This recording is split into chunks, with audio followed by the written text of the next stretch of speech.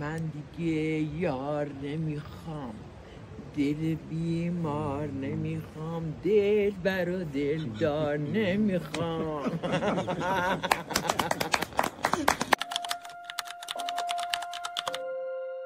اسم شما رو یاد نگرفتم. اسم من والا بگم کیه؟ کنیز شما، کوچیک شما، خاک پای شما، پورانم.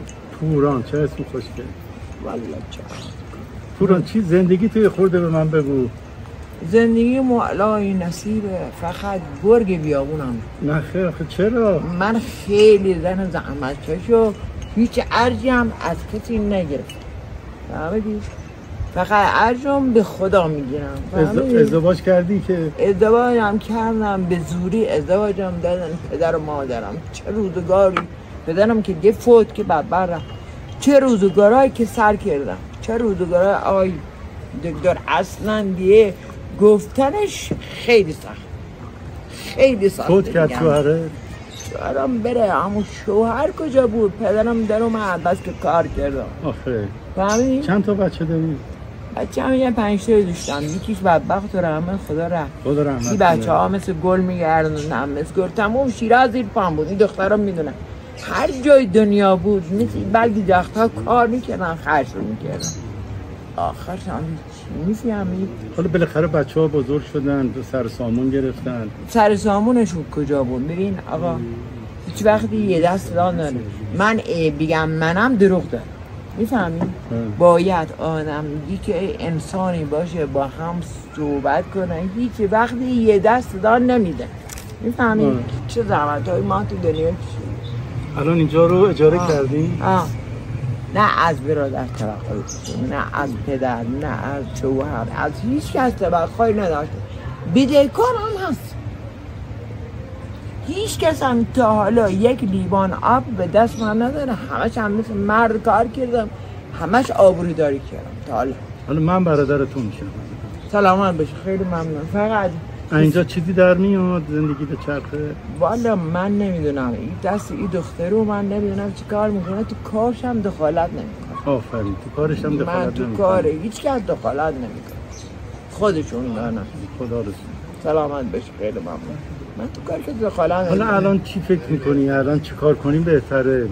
فکری هیچی نمیکنم، فقط فکری میکنم، فقط نمیدونم از این ده فرار کنم برم یه جایی که هیچ کس ده نمیدونم. اینا که این تکراریات ده نمیدونم، چون که خیلی عاجز. هیچی خوشحالت نمیکنه؟ هیچی خوشحالم نمیکنه. تا بود کار میکردم، میفهمی؟ تو رو بودم کار میکردم، چی میکردم. حالا دیگه یه خورده نمیشه همه چی بگو، نمیشه. بله میفهمم. همه چی نمیشه بگو. حالا من کوچیکتم، من داداشت میشم. سلامت بشه. فقط یه چی بعضی وقت بی دست، چون من همیشه یه زنی بودم، زن تو خونه نبودم که بشینم رو زمین یکی مثلا آب بده دستم. همیشه تو رو بودم، تو کار بودم، میفهمی؟ حالا کوتورم شدم تو خونه افتاد، هیچ کس هم به هیچ کس نیست. فهمیدی؟ یعنی ای دیگه چی بگم؟ برو یه آلبوم عکسی هست مال بچه ها، بیار نگاهش بکن. نگاه بکن. میارم نگاه میکنم. ببین به دختر ببین چه گلای پروراندم با دست خود ما، با زحمت کشیده خودم. وقتی بزرگ شدم دیگه گوش به گفتن من دیگه همینطوره دیگه. دنیا هم تو هم به حرف بابات گوش نکردی دیگه بالاخره. من بین پدرام شرم میکردی. حالا دیگه اینا عوض شده دیگه. نه دیگه عوض شد. شرم میگه همه بالای شرمایه‌های خود ما هم بدبخت. شرم. به هر حال ما هم فقط یکی دست دل به زندگی دیگه ندارم، چون که خیلی زحمته. مثلا میرو فهمیشون هم تمیز میکنم، چی میکنم، ولی دل خوش نیست. دلم خوش اصلا، دلم به این دنیا دیگه خوش نیست. خیلی من کوتاه خودم سرم شکوندن، همه جا میشکوندن. مردای خلاص اصلا یک ذره بفهم نیستن، فقط مردم میزدن میشکوندن. یکی شوهر میزن سرم میشکن. شوهرت میزد میشکن.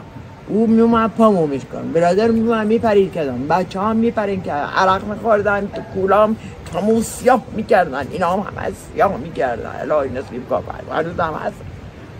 اما ما هم خدایی داریم.